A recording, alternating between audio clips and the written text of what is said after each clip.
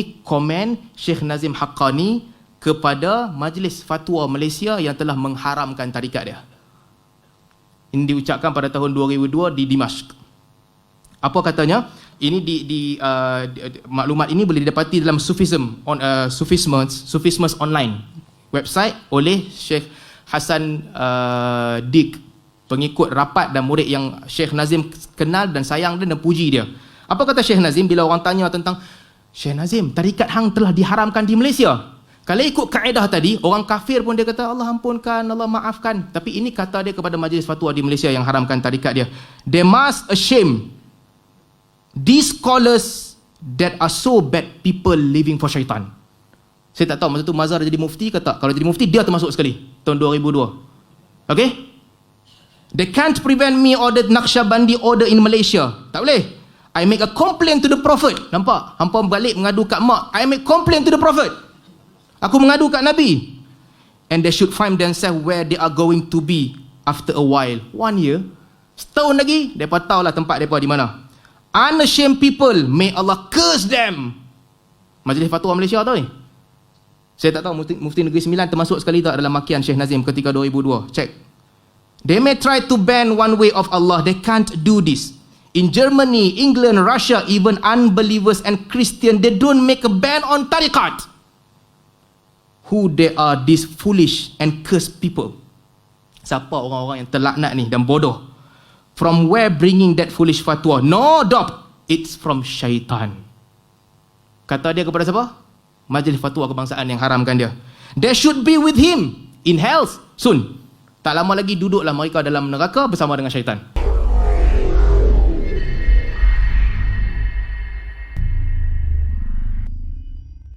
Dalam pembentangan saya pada hari ini, yang pertama sekali saya akan kongsikan dengan tuan-tuan dan puan-puan pemikiran akidah Syekh Nazim Haqqani yang berbahaya.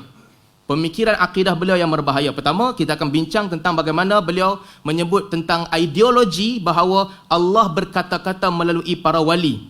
Yang kedua, isu yaqadah, berjumpa dengan wali secara sedar, berjumpa dengan Nabi SAW secara sedar, bukan sekadar yaqadah. Bukan sekadar berjumpa Nabi, tapi ini adalah the next step of yaqadah, langkah seterusnya yang kita akan bincang sebentar lagi. Dan yang ketiga, isu istighasah, meminta pertolongan kepada makhluk, not tawassul. Not tawassul yang minta kepada Allah Subhanahu Wa Taala, yang saya akan bincangkan sebentar nanti. Dan yang keempat, ideologi Syekh Nazim berkaitan dengan original sin yang kita jumpa dalam aliran Christianity. Syekh Nazim ada idea yang sedikit unik yang kita akan bincangkan juga sebentar nanti. Dan yang kelima, seterusnya, ideologi Syekh Nazim berkaitan dengan pluralism. Pluralism ataupun penerimaan kepelbagaian agama. Dan yang seterusnya berkaitan dengan isu Nur Muhammad. Saya akan bawakan seterusnya, masuk kepada isu kita yang pertama. Allah berkata-kata melalui para wali. Syekh Nazim Haqqani di dalam bukunya Mercy Ocean Hidden Treasures menakalkan daripada Abdul Qadir Al-Jilani ucapan yang panjang yang saya nak ringkaskan di sini. Ringkasnya, satu keadaan di mana sampai ke satu tempat tertentu Syekh Abdul Qadir Jilani diriwayatkan oleh Syekh Nazim dalam bukunya bercakap tentang sesuatu, mewakili Tuhan, bukan dia, bukan wahyu, bukan Tuhan sampaikan dekat dia dan dia sampaikan kepada orang lain, tetapi dia bersuara mewakili Tuhan, bercakap bahawa mewakili Tuhan. Dan lebih daripada itu, apabila ditanya, "Oh our master, you again spoke such word. What did you do about it?" Dia jawab, "As you instructed us, we struck you with our sword, but they passed through you as through thin air." Masa dia sampai ke tahap tu, bercakap-cakap itu, apabila murid dia sampai tahap tu, mereka cincang dia dengan pedang. Tak kena. Pedang tu berlalu sebagaimana berlalu cincang angin sahaja. Ini Syekh Nazim Haqqani menggambarkan siapa? Menggambarkan Abdul Qadir Al-Jilani. Baik. Kemudian katanya, when a person attains the station of unity, he leaves behind his own existence and is admitted to the Lord existence, so that divine oneness overtakes him. Kata siapa? Syekh Nazim Haqqani, dinakalkan daripada dia. Sampai ke tahap tertentu, dia kehilangan dirinya sendiri. Pada ketika itu, divine oneness overtake him. Saya tahu ada orang kata, Syekh Nazim sebut tidak ada hulul, Allah tak masuk dalam badan makhluk. Ya.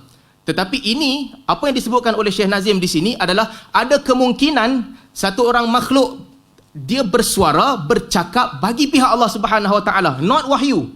Tapi yang dia cakap itu adalah kalamullah yang Allah cakap. Ulasannya, boleh tengok kata Syekh Nazim Haqqani, Allah may speak through an intermediary other than a prophet. Selain daripada Nabi, ada juga jalan tengah yang Allah guna untuk berbicara. Kata Syekh Nazim, both the Quran and Torah mention that Allah spoke to Moses through a burning bush. Allah cakap dengan Musa daripada bush, burning bush. Demikian juga kata Syekh Nazim, in your opinion, which is more noble vessel for divine light? Mana yang lebih baik ataupun yang lebih utama untuk menyampaikan cahaya ketuhanan ini? Apakah bush, semak-semak pokok, ataupun manusia, ataupun orang? Maka tentulah orang. When a person attain the station of unity, bila disampai ke tahap kesatuan dengan Tuhan, he leaves behind his own existence. Kewujudannya ditinggalkan and he is admitted to the Lord existence. So that divine oneness overtakes him. You may see him asal Jailani, but he is not Jailani. Gabungkan teks ini dengan teks lain yang Syekh Nazim kata tak ada hulul. Artinya apa? Ada satu tahap, ada sebahagian orang yang Allah bersuara, Allah bercakap bagi pihak dia, yang dia cakap itu possessed by apa yang Allah nak. Ini tak ada dalam Ahli Sunnah wal Jamaah. Nabi pun dapat wahyu. Tak ada Nabi yang pernah claim dia hilang, dia cakap itu direct message daripada Allah. Tak. Nabi dapat wahyu. Dan Nabi sampaikan wahyu. Dan ini adalah kesesatan pertama yang saya nak kongsi, dan saya harap sahabat-sahabat saya di sana boleh jawab. Dia bukan isu kecil. Dan yang kedua, tentang yaqadah, mendakwa jumpa Nabi SAW. Khilaf. Yes, take it as khilaf. Boleh tak boleh jumpa Nabi ketika orang tu dalam jaga? Khilaf. Tinggalkan dia, khilaf. Tetapi, apa yang dilakukan oleh Syekh Nazim Haqqani, yang disebarkan oleh beliau, ini bukan tentang khilaf. This is the next step of yaqadah, di mana dia ada kepercayaan bahawa setiap malam ada meeting, ada gathering of para Nabi. Meeting in that place, the place of 40 mihrab. Ini disebut dalam Mercy Ocean 2. Dalam Mercy Ocean lain, idea ni tersebar di mana-mana. Meeting yang dihadiri 114,000 Nabi dan wali. Tiap-tiap malam dia hadir. Dan Syekh ni, dia boleh pergi ke meeting tu. Ini bukan yaqadah. Ini kepercayaan, ada gathering para Nabi dan para wali malam-malam yang dia boleh pergi join bila dia nak pergi, dia boleh sign out bila dia tak mau pergi. Tak, ini bukan Ahli Sunnah wal Jamaah. This is not yaqadah. Kalau tuan-tuan rasa pelik apabila Ustaz Muhaizat sebut selak tirai berbicara dengan Nabi SAW, ini 10 kali lagi teruk. There is a gathering, you can go, you can ask mana-mana Nabi you nak tanya soalan, dan dia jawab, dia boleh bagi tahu kat orang jawapan. Tak, ini bukan Ahli Sunnah wal Jamaah. Yaqadah ya. Apa yaqadah? Seseorang yang dalam kerinduan kepada Nabi, dalam kecintaan kepada Nabi SAW, lalu dia melihat Nabi. Okey, khilaf. Betul dia lihat tu Nabi ataupun bukan Nabi, ada khilaf. Tapi kalau ada gathering yang tiap-tiap malam, yang dia boleh pilih bila dia nak pi assembly ini adalah satu perkara khurafat. Tak ada gathering yang semacam ini, melainkan dalam pemikiran mereka sahaja. Seterusnya, saya nak bawa isu seterusnya, isu berkaitan dengan yaqadah. Baik, maafkan saya. Seterusnya isu berkaitan bukan yaqadah tapi istighathah. Sama juga. Orang kata istighathah ni khilaf. Istighathah ni tidak lebih daripada sekadar macam tawassul. Saya nak cerita. Dalam kepercayaan Syekh Nazim Haqqani dan tarikat Haqqani, Naqsyabandiyah Haqqani, dia bukan tentang sekadar minta, tapi dia ada step. Apa step yang pertama? Step yang pertama yang disebutkan, ini yang pertama ni basic ni. Lebih baik minta dengan makhluk, jangan minta terus dengan Allah. Kalau nak minta, kata Syekh Nazim, you can't directly address him. There is a protocol. Benda penting nak minta, there is a protocol. Bukan directly minta kepada Allah, kena melalui para wali. Itu yang pertama. Sebab kamu sendiri, that means that you ask from Allah but indirectly, because yet you didn't reach to Allah Almighty. You tak sampai lagi. You kena pakai jalan pertengahan, protokol untuk minta kepada Allah Subhanahu Wa Taala. Dan kemudian dia bagi contoh, nak minta kat sultan, tak boleh minta langsung dekat sultan. Ada orang tengah. Kena jalan orang tengah, pergi kepada sultan. Dia kiaskan itu kepada Allah Subhanahu Wa Taala. Sebaik-baik permintaan, pakai orang tengah yang hebat. Agama tak ajar begitu. Boleh tak tawassul minta orang soleh berdoa? Boleh. Tapi sebelum itu, kamu sendiri mesti banyak berdoa. Ideologi yang beliau nak pertahankan dan sebarkan di sini adalah, yang terbaik adalah jangan minta langsung. There is a protocol and you have to follow the protocol. Ini yang pertama, tentang meminta.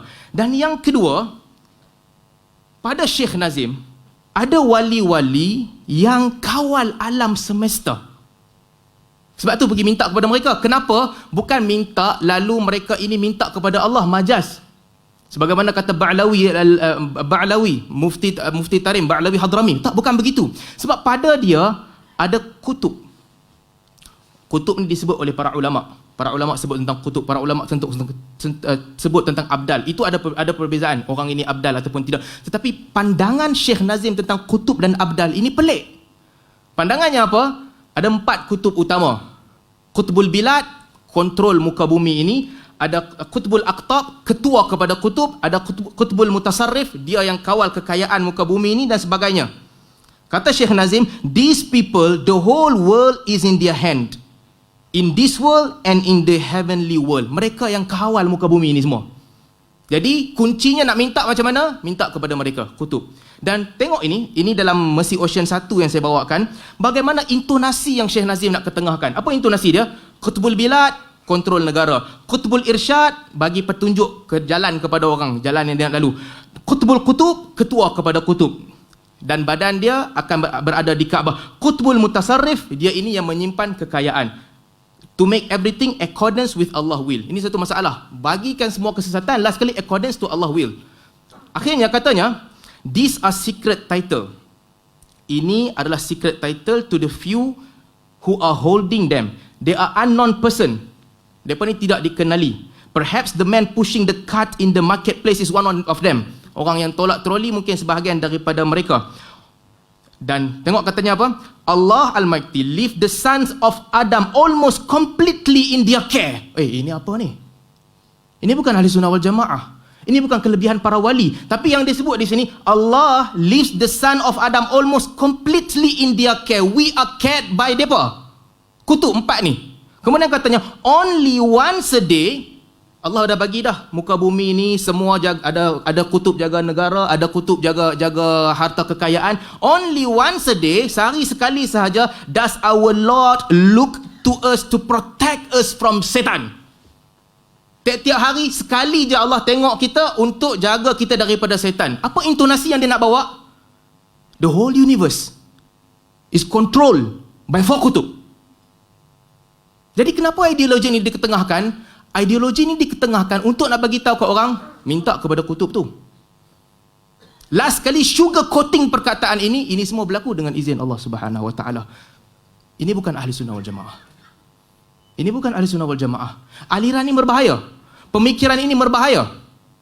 Aliran ini ada dalam pemikiran Buddha. Dewa angin jaga angin, dewa bukit jaga bukit, mereka kontrol semua. Syekh Nazim tutup ayat ini dengan, sehari sekali Allah Ta'ala mai tengok muka bumi. Yang lain, dia ada kutub untuk kontrol. Seterusnya, Syekh Nazim Haqqani juga percaya bahawa meminta pertolongan dengan wali di kubur dengan anggapan mereka berkuasa. Tuan-tuan dan puan-puan, pergi ke kubur, ambil barakat dengan kubur, khilaf. Saya tak nak masuk bab khilaf ni. Pergi berdoa kepada Allah Subhanahu Wa Taala di kubur kerana anggap ada barakah, khilaf. Saya tak nak masuk bab khilaf pada hari ini. Itu khilaf. Berdoa kepada berdoa kepada Allah Subhanahu Wa Taala, bertawassul dengan makhluk, Allahumma inni as'aluka bihaqqi Nabi sallallahu alaihi wasallam, khilaf. Berdoa minta kepada makhluk dalam erti kata majaz. Dalam erti kata majaz, nak minta kepada Allah. Daripada kita kata kat makhluk, Usop tolong doakan aku pass exam, Usop minta-minta lah bagi aku pass exam. Nampak tak intonasi dia nak minta kepada Allah, tapi cara sebutan macam minta dekat dia majaz. Khilaf. Nak kata khilaf? Khilaf. Tetapi apa yang dibawakan oleh Syekh Nazim Haqqani, istighathahnya bukan begitu. Istighathahnya adalah minta kepada makhluk.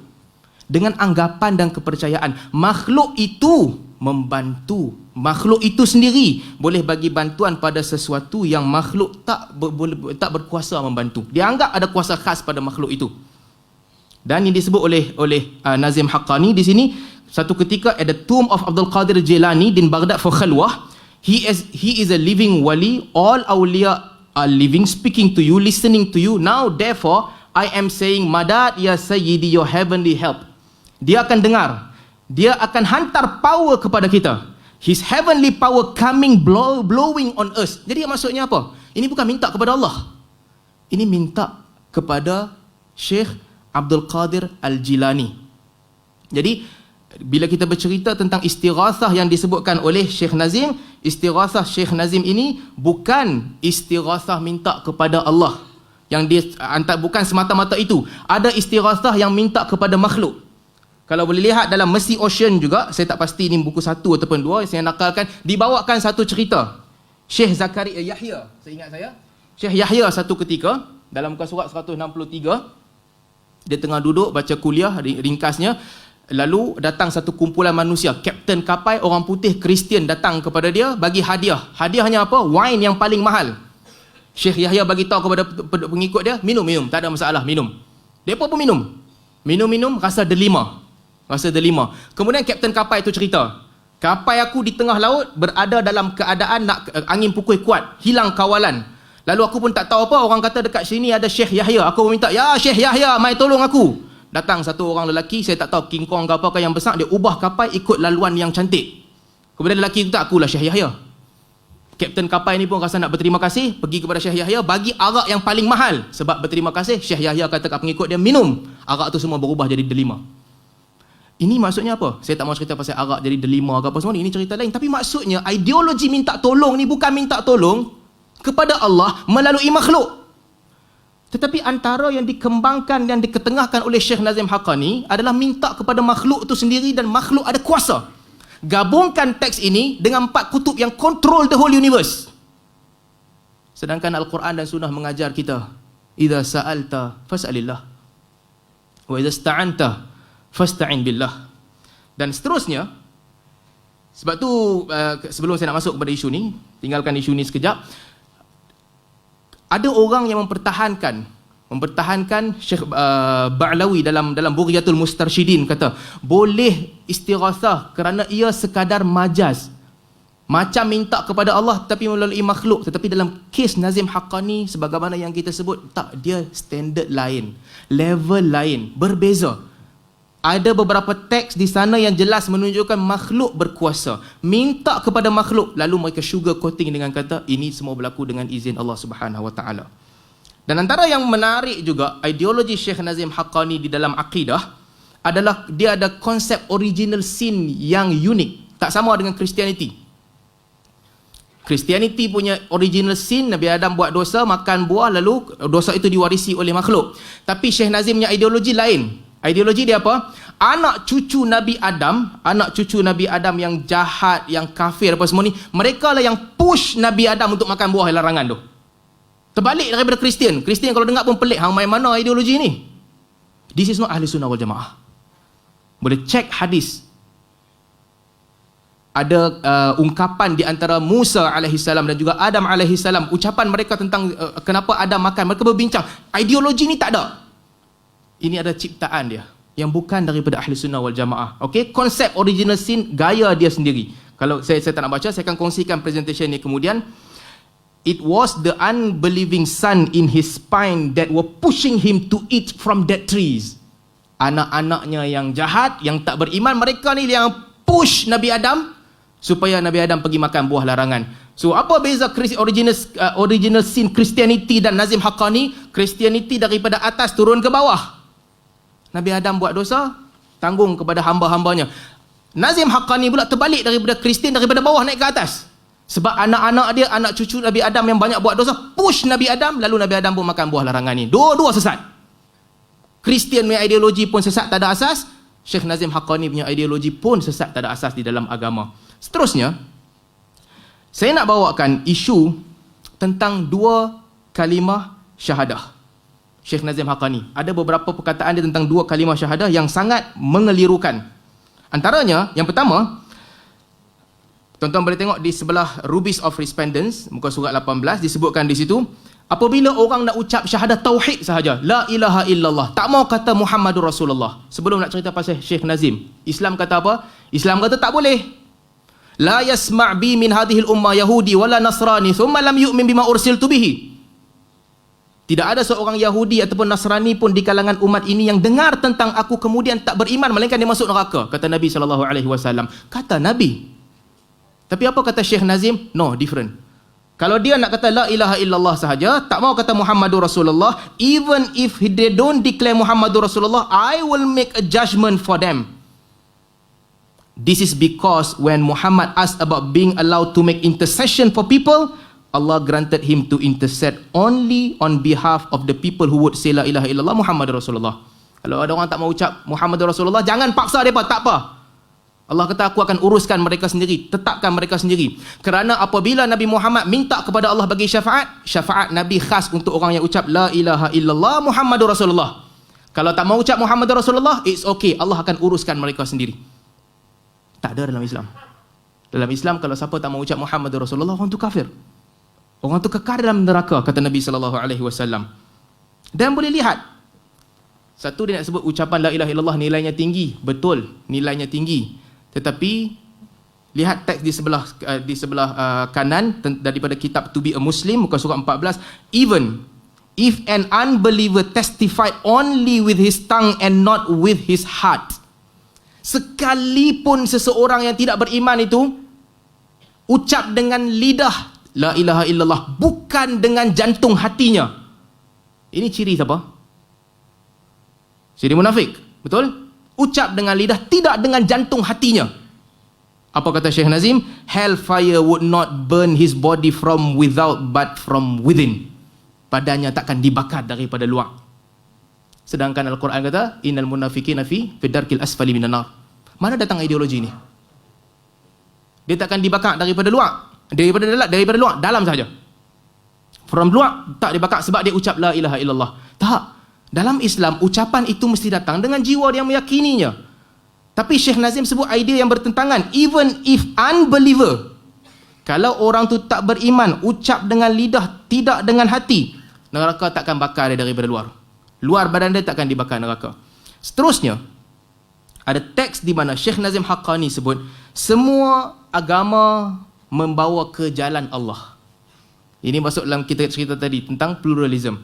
Syekh Nazim sebut, there are so many ways. Banyak ada jalan membawa kepada agama ini. Bukan satu jalan sahaja. Okay? Dan disebutkan, any way that my servant follows, he must come to me. Jalan apa sahaja yang ikut, dia akan datang kepada Allah. Buddhist, Christian, Catholic, Komunis, apa sahaja. He created all of them and each one says we are going on a way that leads to the divine presence. So many ways. You cannot know. Oh, apa ideologi dia? Ada banyak jalan membawa kepada Allah Subhanahu Wa Taala. No one may judge my servant except me. Kata Syekh Nazim, I will judge my servant, not any of you will judge for my servant. They haven't any authority to judge my servant. I am the judge. This is the order of our Lord Allah Almighty. Ini tak ada dalam Ahli Sunnah wal Jamaah dan tak ada dalam Islam. Kita kata Islam agama yang betul. Masuk Islam, ucap syahadatul tauhid dan syahadatul rasul. That is the only way. Ada teks lain Syekh Nazim kata, ada jalan lain, ada shelter, ada rumah-rumah lain yang dia ada lubang di sana sini. Tapi Islam tak ada lubang. Ya, dia sebutlah Islam agama sempurna dalam teks terusnya. Tetapi tengok ayat terakhir, therefore we are advising any person who is asking for a shelter from devil to take care, inspecting everywhere. If it is all right, then he can stay. Cek agama-agama yang apa nak masuk tu. Kalau tak ada jalan keluar, tak ada lubang di mana-mana, then it is okay. Otherwise tak okay. Ini ideologi pluralism. Setinggi mana pun orang tu semayang, sebanyak mana pun orang tu puasa, tapi ideologi ni sesat. Ideologi ni tak betul. Ini bukan tentang Wahabi lawan dengan Aswaja ke apa, tak ada. Tinggalkan ke tepi. Siapa sahaja beriman dengan Allah, beriman dengan Rasul, the only way untuk orang tu masuk Islam adalah la ilaha illallah Muhammadur Rasulullah dan terima Islam sebagai agama. Jadi ini berkaitan dengan semua agama adalah shelter yang mana tak betul. Isu lagi tentang Abu Lahab. Apa kata Syekh Nazim? Bila Syekh Nazim bercerita tentang orang lah, tentang diampunkan, Allah mungkin tak maafkan orang, Allah mungkin tak masukkan orang dalam azab. Katanya, what about the man in Quran, Abu Lahab and his wife? Pengikut dia pun terkejut. Betul ke Allah boleh ampunkan semua? Sedangkan yang kita faham ni, ada orang diazab dan sebagainya. What about the man in Quran, Abu Lahab and his wife? Dia bertanya dekat dia, Abu Lahab dengan bini dia macam mana? Sama juga ke? Ask one of our brothers. The verse was sent only as warning. Kata Syekh Nazim, Itu sekadar warning, reply Maulana, so that people will not do like Abu Lahab. Allah Almighty will show each servant what he has done with his life on the judgment day, but he is free to give mercy as he likes. Guys, Al-Quran kata apa? Innallaha la yaghfiru an yushraka bihi wa yaghfiru ma duna dzalika liman yasha. Syekh Nazim kata apa? Allah nak ampunkan, Allah ampunkan. Abu Lahab pun Allah ampunkan. Ayat Abu Lahab tu sekadar warning sahaja. Kalau Allah nak ampunkan, Allah ampunkan juga. This is not Asy'ariyah, okay? Asy'ariyah ada sebut, ulama Asy'ariyah ada bahas tentang jawaz aklan, perkara-perkara yang di sudut akal boleh berlaku, mungkin aklan tapi syarak tak berlaku. Tapi Syekh Nazim ni dia kata apa? Ideologi ni di sini, di sudut syarak sekalipun, there is a possibility yang Allah boleh ampunkan Abu Lahab. Bukan tentang akal, there is a possibility. Ini bercanggah dengan Quran. Kalau Abu Lahab, kita tak yakin Khalid finnar, kekal dalam neraka, siapa yang akan kekal dalam neraka? Apa ideologi ni? Kalau tidak dikatakan ini bercanggah dengan Ahlus Sunnah wal Jamaah dan Islam, apa ideologi ni? Abu Lahab sekalipun, ayat Quran tu warning sahaja. Allah is free to give his mercy as he likes. Tak. Allah janji dalam Al-Quran, bukan semua orang dapat mercy Allah. Dan kalau ada orang yang paling tak layak dapat, Abu Lahab lah. Di antara yang terawal, sebab namanya diukir sebagai kafir di dalam Al-Quran, sebagai ahli neraka di dalam Al-Quran. Jadi ini masalah dia. Kalau gabungkan semua ini, memberi gambaran yang tak betul tentang kedudukan orang kafir di sisi Nazim Haqqani. Tetapi ini bagus, nampak tak? Apa agama pun boleh ikut, agama apa pun boleh ikut, tapi pastikan tak ada lubang keluar sahaja. Tak mau ucap syahadatul Rasul, nak syahadatul tauhid sahaja, boleh juga, kata dia. Abu Lahab macam mana? Diazab ke? Itu kita tak tahu. Allah free nak maafkan siapa-siapa, kata dia. Next, apakah dia punya sifat mercy, kasih sayang itu sama dengan semua orang? Oh, tidak. Ini komen Syekh Nazim Haqqani kepada Majlis Fatwa Malaysia yang telah mengharamkan tarikat dia. Ini diucapkan pada tahun 2002 di Dimashq. Apa katanya? Ini maklumat ini boleh didapati dalam Sufismus online, website oleh Syekh Hasan Dik, pengikut rapat dan murid yang Syekh Nazim kenal dan sayang dia dan puji dia. Apa kata Syekh Nazim bila orang tanya tentang, Syekh Nazim, tarikat hang telah diharamkan di Malaysia. Kalau ikut kaedah tadi, orang kafir pun dia kata Allah ampunkan, Allah maafkan. Tapi ini kata dia kepada majlis fatwa di Malaysia yang haramkan tarikat dia. They must ashame these scholars that are so bad people living for syaitan. Saya tak tahu masa tu Mazhar jadi mufti ke tak. Kalau jadi mufti, dia termasuk sekali tahun 2002. Okay? They can't prevent me or the Naqshbandi order in Malaysia. Tak boleh. I make a complaint to the Prophet. Nampak? Hampa balik mengadu kat mak. I make complaint to the Prophet. Aku mengadu kat Nabi. And they should find themselves where they are going to be after a while. 1 year. Setahun lagi, mereka tahulah tempat mereka di mana. Unashamed people, may Allah curse them. Majlis Fatwa Malaysia tahu ni? Saya tak tahu Mufti Negeri Sembilan termasuk sekali tak dalam makian Syekh Nazim ketika 2002. Check. They may try to ban one way of Allah. They can't do this. In Germany, England, Russia, even unbelievers and Christian, they don't make a ban on tariqat. Who they are, these foolish and cursed people? Siapa orang-orang yang terlaknat ni dan bodoh? From where bringing that foolish fatwa? No doubt, it's from syaitan. Kata dia kepada siapa? Majlis Fatwa Kebangsaan yang haramkan dia. They should be with him in hell soon. Tak lama lagi duduklah mereka dalam neraka bersama dengan syaitan. Apa ideologi ni? Kristian yang tak tolak dia, nanti kita akan bawa lah ada teks yang dia puji ramai pemimpin Kristian, kata wali Allah. Tapi majlis fatwa yang buat fatwa hilang terus kasih sayang dia kepada mereka. Jahil, tidak beriman, like crocodiles. Mufti-mufti ni semua macam crocodiles, hidup untuk syaitan, laknat Allah pada mereka, seorang demi seorang akan mati. They should be with him in hell soon. Sama dengan syaitan dalam neraka. Fatwanya kepada orang yang menghalang dan mengharamkan tarikatnya. Jadi saya tak tahu apa ARG punya stand. Banyak dah mufti kena tempak dalam neraka ikut pandangan Syekh Nazim Haqqani. Sebab mereka haramkan tarikat daripada ketiga itu. Seterusnya, berkaitan dengan fahaman Nur Muhammad pada Syekh Nazim Haqqani. Ini menarik sebab pembentangan Dr. Naja yang dibuat kepada Majlis Fatwa Kebangsaan kata tak ada ideologi Nur Muhammad dalam Syekh Nazim Haqqani ni. Tak ada, dia kata. dibentangkan kepada MKI ataupun sebelum itu dalam fatwa, tak ada ideologi ni. Berdasarkan GF Haddad punya perkataan, saya ingat saya tak ada. Tetapi berdasarkan kajian kita dalam buku-buku Syekh Nazim Haqqani, ideologi Nur Muhammad, ideologi makhluk pertama yang diciptakan adalah Muhammad, ataupun no one knows that beginning, it is in eternal existence. Nabi Muhammad dah sembah Allah Subhanahu Wa Taala daripada eternal existence. Ini ideologi ni. Sejak daripada awal-awal eternal existence, Nabi Muhammad dah sembah Allah. Ada ideologi ni. Dalam Mercy Ocean 1 dan 2 disebut dengan jelas di sana. Idea-ideanya, contohnya bila dia bercakap tentang Nabi Adam alaihissalam. Ada banyak Adam sebelum Adam. Banyak. Kepada murid dia kata jalan dunia ni berterusan. Sebelum umat ini ada umat lain, sebelum generasi ini yang mula dengan Adam, ada Adam lain sebelum. Tapi bila mereka tanya tentang Muhammad, kata Syekh Nazim Haqqani, tak, Muhammad is the only one yang telah sembah Allah Subhanahu Wa Taala. It is in eternal existence. Ada ideologi ni. Saya tak tahu presentation yang dibuat kepada majlis fatwa itu scam ke apa, saya tak tahu. Tapi maklumat tu tak betul. Lain kali kita boleh cerita sesat tak sesat tentang Nur Muhammad, tapi ideologi ni ada di sana. Seterusnya, okey, ini beberapa perkara berkaitan dengan isu akidah. Saya nak pergi kepada isu kedua. Isu pemikiran Syekh Nazim berkaitan dengan hadis. Hadis pula. Tadi tentang akidah, yang kita lihat ada banyak kecelaruan akidah yang terdapat dalam pemikiran beliau. Di dalam hadis, pertama, pada Syekh Nazim Haqqani, menilai hadis, dia ada kaedah menilai ikut cahaya. Ikut cahaya. Belajar hadis ni semua second stage, tapi mengikut cahaya. Cahaya sampai dalam jiwa, tahu hadis tu sahih, sahihlah hadis tu.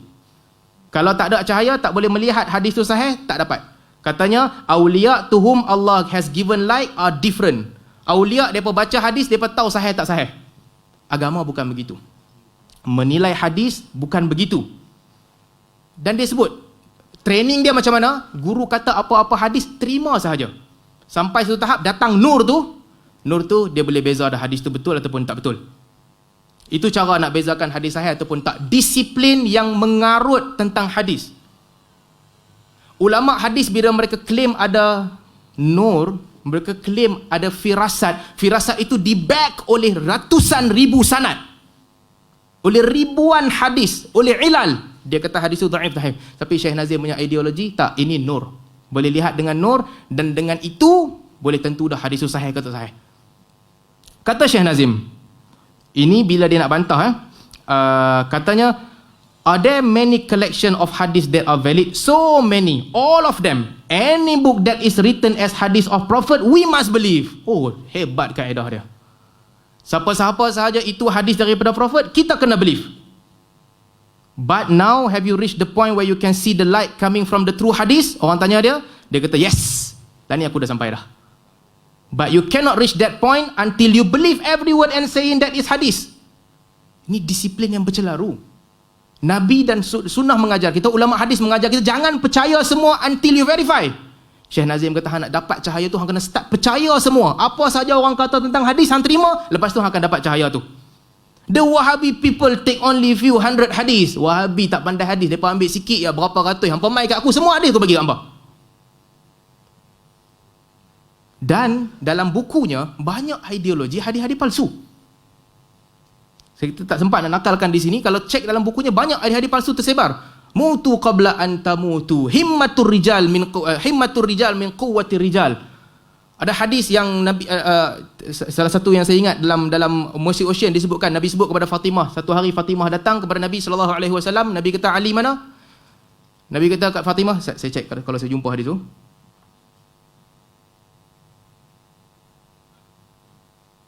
Tak payah stop. Nabi SAW sebut kepada Fatimah, where is Ali? He is not at home. Fatimah kata, oh Fatimah, dump the water out and come here. Buang air tu hang hamai sini. Kemudian kata Nabi, I swear by Allah that until you find your husband and take pardon from him, if you die, I can't pray for you or bury you with Muslim. Ini dalam Mercy Ocean 2. Muka surat 100. Nabi kata kat Fatimah, buang ayat tu, pergi cari keredaan Ali sekarang. Sebab apa? Ali tak main masa tu dengan Fatimah. Wahai Fatimah, kalau hang mati dalam keadaan tak minta maaf dengan Ali sebab tu, aku tak boleh semayang jenazah hang dan aku tak boleh tanam bersama dengan orang Islam. Merepek. Ada hadis sahih tentang Abu Turab. Nabi jumpa Ali. Tidur di luar rumah sebab ada masalah sikit dengan Fatimah. Nabi kata, ya Aba Turab, sebab dia tidur badan dia melekat basah di tanah di badan dia. Itu realiti. Oh, Nabi Ali bergaduh dengan Fatimah lah, kira sikit Ali kena tidur luar. Nabi panggil, ya Aba Turab kepada Ali, yang kena tidur luar, badan melekat debu. Ali kata, itulah ungkapan ataupun gelaran yang paling aku suka. That is the reality of rumah tangga. Kadang-kadang bermasam muka, kadang-kadang ada masalah, kadang-kadang ada krisis, kadang-kadang baik. Ikut Syekh Nazim, hadis palsu dia kata, hadis palsu Syekh Nazim, Nabi kata kepada Fatimah, Nabi minta maaf ke Ali, kalau tidak hang mati, aku tak tanam hang dengan orang Islam dan aku tak solatkan jenazah hang. Mana mai ideologi ni? Ini bukan sekadar hadis, ini merosakkan disiplin ilmu. Dan demikian juga, kenapa tak ada slide saya? Demikian juga, saya tengok ARG punya page, ada sanad yang panjang, yang bersimpang siur, semua sanad tarikat. Slice it into pieces. Ini silsilah sanad Naqsyabandiyah Aliyah.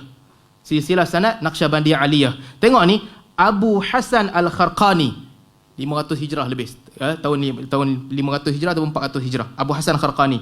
Kemudian, Abu Yazid, tahun 200 lebih. Saya ingat saya 260 begitu, 250, dan Ja'far Sadiq tahun 120. Ketiga-tiga orang ni ikut tarikh mati tak bertemu.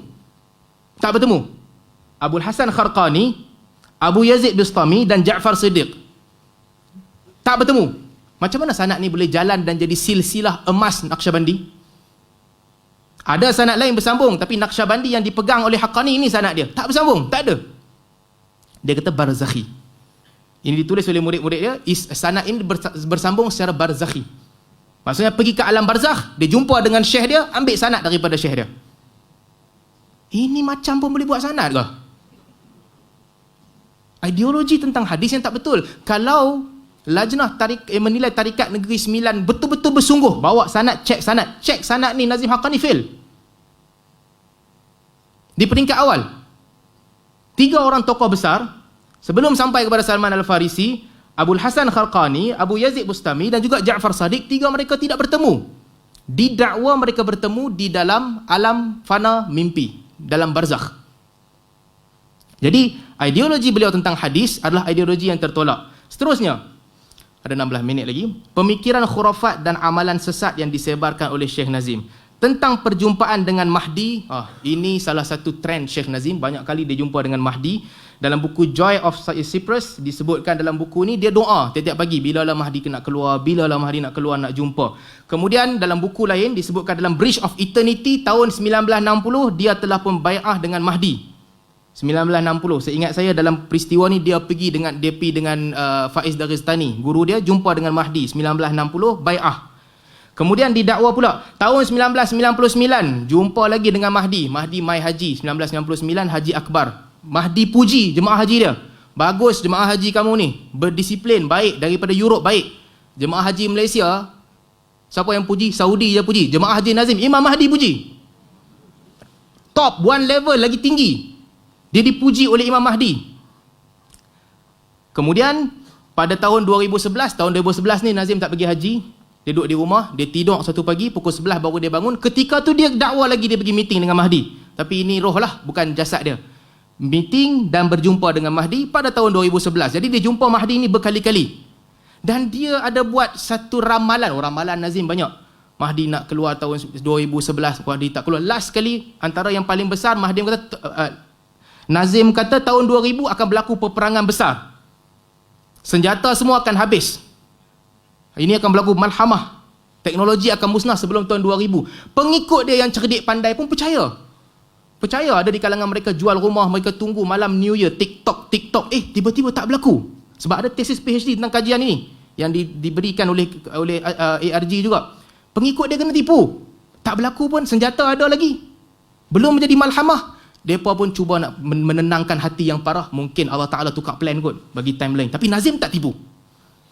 Tuan-tuan, ini masalah besar. Sebab perkara-perkara yang merepek, perkara yang tak ada asas dan menipu ini, ada orang akan ignite, ada orang akan spark. Tapi kalau cerdik pandai tidak membantah, tidak menganggap perkara itu buruk dan tertolak, akhirnya orang awam akan terima. Dengan alasan khariqatul lil adah. Benda ni berkhariqah lil adah, mungkin berlaku lalu berlaku. Tak, agama bukan begitu. Kalau tidak, ramalan-ramalan begini akan bawa banyak. Kita bagi contoh kan. Khariqatul lil adah, ya ada kemungkinan berlaku. Tapi dia hanya dianggap berlaku kalau ada dalil. Sebab tu bila dikatakan Nabi SAW malam Isra' pergi daripada Masjidil Haram ila Masjidil Aqsa, kita kata betul. Tapi kalau ada orang kata malam Isra' Nabi daripada Masjidil Haram pergi ke Gunung Jerai, kita kata bodoh. Tak, itu tak berlaku. Istana Balqis dipindahkan kepada Nabi Sulaiman, kita kata itu betul. Tapi kalau dia kata istana itu dipindahkan pergi ke Kuala Kedah, itu bodoh. Sama juga dengan ideologi baru ni orang bincang kan sikit tentang Fir'aun buat menara 15 km. Tak betul. Khariqatul lil adah, mungkin munasabah berlaku. Tak munasabah. Kalau tak ada dalil, tak diterima. Kalau satu orang menimbulkan kekeliruan, ideologi tak betul, lalu datang, saya minta maaf ARG saya nak sentuh sikit, ARG defend pula kata ini munasabah. Mungkin tak berlaku, tapi munasabah kod celah mana ya asatizah? Saya harap artikel tu bukan Ustaz Engku yang tulis, tapi beginilah yang berlaku. Dalam pemikiran tarikat yang boleh dibawakan ideologi yang tak betul, dalam tarikat lagi teruk tau. Syekh Nazim cerita dalam buku dia, ada wali pergi step di bintang, letak kaki dekat bintang, patah balik mai bumi. Sebab dia boleh masukkan jasad dia dalam roh, dia boleh travel lebih laju daripada cahaya. Pergi bintang, letak kaki, patah balik. Jadi ideologi begini, kalau dibawakan oleh satu orang yang dia memang ada kehendak untuk mencipta persepsi, dapat keuntungan, lalu datang research group yang tak tentu hala ni, kata betul, munasabah. Apa akan jadi pada orang awam? Jadi pemikiran begini mesti dinilai dengan ilmu. Bukan khariqatul lil adah, sah nama khariqatul lil adah, sumbat masuk unsur karamah, sihir dan sebagainya, akhirnya tak ada benda yang mustahil di atas muka bumi ni. Apalagi yang mustahil. Sedangkan agama mengajar kita untuk menggunakan akal dan menilai. Kalau tidak, ideologi. Sebab tu saya pelik apabila orang pelik dengan cerita-cerita pelik ustaz-ustaz yang ada di Malaysia. Sebab Syekh Nazim lagi teruk dan lebih pelik. Apa sangat setakat menara 15 km, ada wali boleh step kaki dekat bintang, letak kaki patah balik ke bumi. Jadi ini berkaitan dengan, kita ada 12 minit lagi. Ini salah satu contohnya disebutkan dalam di mana ni? Baik, ini tentang realiti malam New Year tahun 2000. Pengikut Syekh Nazim percaya dengan tilikan dia, teknologi akan hancur dan musnah, mereka pun tunggu berzikir. Tapi akhirnya tidaklah berlaku. Ini ada satu tesis, apocalypticism, ramalan-ramalan Syekh Nazim dan kesan persepsi terhadap murid dia. Ternyata ramalan dia sangat banyak. Dan murid-murid dia terpaksalah telan dan percaya. Sujud kepada Nabi SAW. Isu seterusnya, ta'zim, membesarkan Nabi. Syekh Nazim bukan pasal cium kaki sahaja.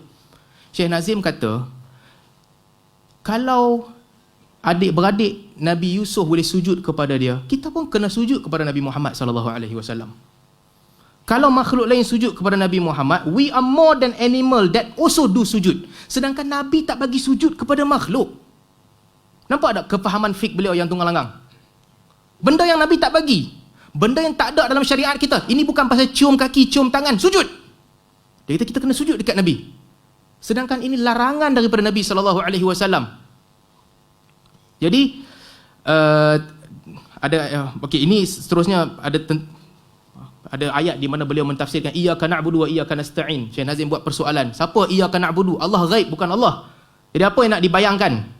Persoalan-persoalan ini beliau timbulkan juga. Seterusnya, baik, ini isu berkaitan dengan seclusion, betapa. Ada orang bagi idea, orang bagi alasan. Betapa ni ada dalam agama. Pemuda Al-Kahfi masuk dalam gua, Nabi Muhammad pergi ke Gua Hira sebelum diturunkan wahyu. Tapi sama juga macam kes Yaqadhah tadi. Ini bukan sekadar tentang duduk menyendiri beribadah, tapi ada next step. Pada Syekh Nazim Haqqani, dengan betapa itu adalah latihan jiwa supaya orang akan mendapat 6 power. Itu latihan untuk dapat 6 power. Betapalah lama-lama 40 hari dan sebagainya, tak cakap, tak makan, melainkan lentil soup sahaja. Diceritakan dia betapa dengan guru dia Dagestani. Untuk apa? Untuk dapat 6 power. Haqiqatul jazbah, attraction, boleh tarik apa-apa benda dia nak tarik. Haqiqatul faid, boleh menyebarkan dia punya hikmah kepada sesiapa.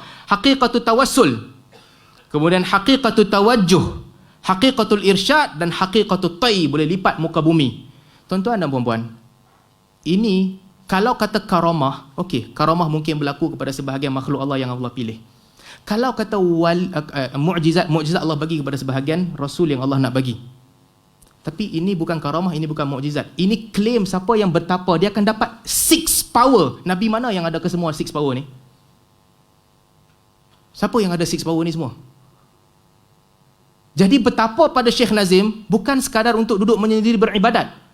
Tetapi di sebaliknya adalah untuk mendapatkan 6 power yang tersimpan ini. 6 power tersembunyi. Seterusnya, jadi bertapa lama-lama akan dapat 6 kuasa ni. Seterusnya, ini isu penting juga, sesatnya dalam rabitah. Apa maksud rabitah? Tengok gambar Syekh, zikir sambil tengok gambar Syekh. Tengok dan zikir, tengok dan zikir. Baik. Tentang rabitah, sebelum tu saya nak cek, saya ada masa sikit lagi, berapa banyak slide lagi tinggal ni?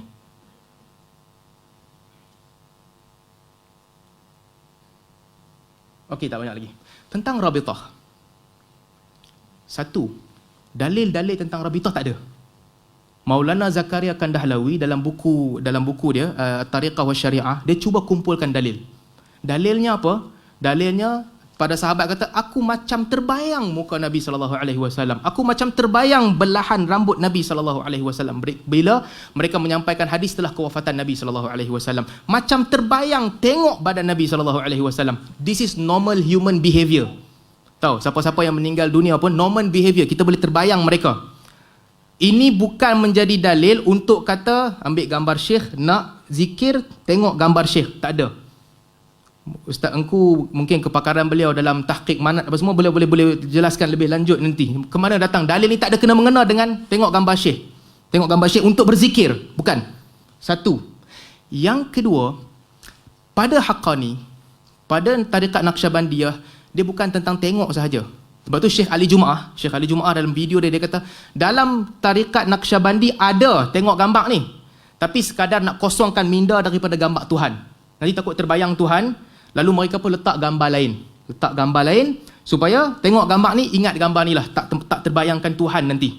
Itu kata Syekh Ali Jumaah tentang Naqsyabandiyah. Ternyata salah. Bukan itu yang Naqsyabandi buat.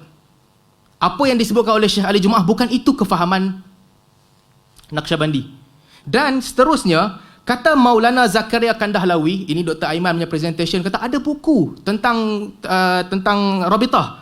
Antaranya buku Tariqat wa Syariah yang ditulis oleh Maulana Zakaria. Kita baca buku tu. Kata Maulana Zakaria, bila dia nakalkan daripada Syekh Tahanawi, dia nakalkan daripada Syekh Tahanawi, kata Maulana Zakaria, wa ala kulli mahma kanat fihi fawaid minal hikam. Meskipun terdapat banyak kelebihan daripada rabitah. Okay? Maulana Zakaria ni yang kata rabitah boleh tengok gambar Syekh sampai zikir. Kata dia, walaupun ada banyak, tetapi kata Syekh Tahanawi, ini ulama tarikat yang besar di India, katanya, anna hadha syughul mufid lil khasah wa mudir jiddan lil ammah. Perbuatan ini, zikir tengok gambar, memberi manfaat kepada orang yang tahap dia tinggi, tapi untuk orang awam ia berbahaya. idh yablughu bihim ila darajati ibadati suwar, mungkin akan membawa ke mereka, takut orang awam kalau buat, membawa mereka kepada mempertuhankan ataupun menyembah gambar. Kemudian katanya, wa qad mana'a al-Imam al-Ghazali wa ghairihi min al-muhaqqiqin talqin al-'amma wal aghbiya al-ashghal al-muaddiya ila al-kashfi wa nahwi. Sebab tu Imam Ghazali dan para ulama menghalang daripada ajar orang ramai buat perbuatan begini. Orang awam jangan buat, tau. Orang alim je. Sebab itu katanya, kata Tahanawi, orang awam tak dibenarkan buat. Kemudian katanya, wal khasah, orang yang tahap tinggi, idza amilathu, kalau nak buat juga rabitah, kalau orang yang tinggi, fal ihtiyat fi hudud, kena jaga-jaga.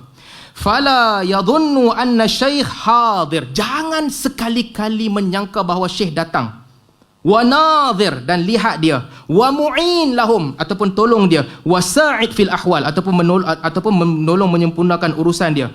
Kata syekh yang dinakalkan oleh Maulana Zakaria, nak buat juga kena jaga. Jangan sekali-kali i'tikad syekh tengok kamu, syekh tolong kamu, syekh datang dengan kamu. Di sinilah, di makam ini, wa fi hadal makam adatan yukhti jahalah kathirah, ramai orang jahil tersilap di sinilah. Dia nak buat rabitah, tapi dia tersilap, anggap syekh tu datang dan lihat dia dan tolong dia. Okay, itu the red line. Nak buat boleh, tapi jangan sekali-kali percaya bahawa syekh datang tolong. Baik, apa rabitah dalam Haqqani? Ini rabitah dalam Haqqani. Katanya apa? Yet as beginner we should first practice an easy way. Hudur syekh.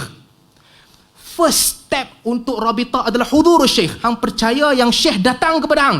Syekh datang dan tengok hang. Clear cut, ikut Zakaria Kandahlawi, sesat dah. Pandangan paling ringan tentang Rabitah, tentang tetap gamak Syekh ni adalah pandangan Syekh Maulana Zakaria Kandahlawi. Dan dia kata, jangan sekali-kali i'tiqad Syekh datang ataupun tengok ataupun tolong. First step dalam kes tarikat Naqsyabandiyah adalah first kali hudur Syekh, rasa ingat macam Syekh datang kepada dia. Kemudian fana'u fi Syekh, kemudian akan sampai satu tahap Syekh punya personality akan take over your personality. Kemudian Syekh akan bawa ke Nabi, untuk dilantik jadi wakil kepada Nabi. Kemudian Allah bagi cahaya, kemudian dia dapat Khalifatullah, diberi kuasa untuk kontrol alam. Jadi sama juga macam betapa tadi, tengok gambar berzikir iaitu Rabitah pada Nazim Haqqani bukan seperti mana yang disebut oleh Dr. Ali Jumaah. Tak, dia bukan sekadar nak isi gambar supaya gambar Tuhan tak masuk. Bukan seperti yang Maulana Zakaria Kandahlawi sebut, tak boleh ada i'tiqad, tak boleh sekali-kali ada i'tiqad Syekh tengok kita, tolong kita. Tak, bukan begitu.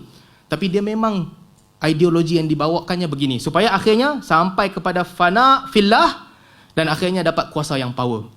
Jadi ini dua isu penting dalam tarikat Naqsyabandiyah. Satu, seclusion. Betapa? Untuk dapat 6 power tadi. Lipat muka bumi apa semua. Yang kedua, Rabitah. Zikir, tengok gamak zikir. Kadang-kadang pengikut-pengikut atau pendiri-pendiri aliran ni tipu orang awam. Tak ada apa, saja zikir tengok gambar je, tak mau bagi gambar lain masuk. Hakikatnya ini kepercayaan dia apa? Mercy of Ocean, Emerald of Eden. Ini kepercayaan dia. Itu adalah latihan untuk sampai ke tahap yang tinggi. Seterusnya, ada connection heart. Syekh Hazim sebut, disebutkan anytime you lost control over yourself or you are in a difficult situation, you can be in contact with my heart immediately. Ini bukan Bluetooth lah, Bluetooth kena dekat, dia jauh. Boleh gabung dan dekat terus dengan Syekh secara langsung. The connection will cause a power to run quickly between us. Power Syekh dengan murid akan run di antara mereka berdua. Remember the saints and ask help and protection from them, to be shelter here and to be under their flag in the day of resurrection. Ini semua perkara-perkara yang kita minta kepada Nabi SAW. Kita minta kepada Allah Subhanahu Wa Taala semata-mata. Kita nak duduk di bawah liwak, bolehlah kalau orang tu alim, kita nak duduk bawah liwak dia. Tapi nak minta kepada dunia, bila ada kesusahan minta kepada makhluk secara langsung, ini tidak diajarkan dalam agama. Ya, dan teks ini menunjukkan betul minta langsung kepada makhluk. Seterusnya, 1 minit 25 saat lagi. Pusing-pusing tarian ni, tarian Maulawi. Maulawi ni dalam Naqsyabandi mungkin tak ada dalam tarikat Maulawi. Kata Syekh Nazim, itu bukan sekadar tarian. Music of Jalaluddin Rumi ni opening to divine knowledge.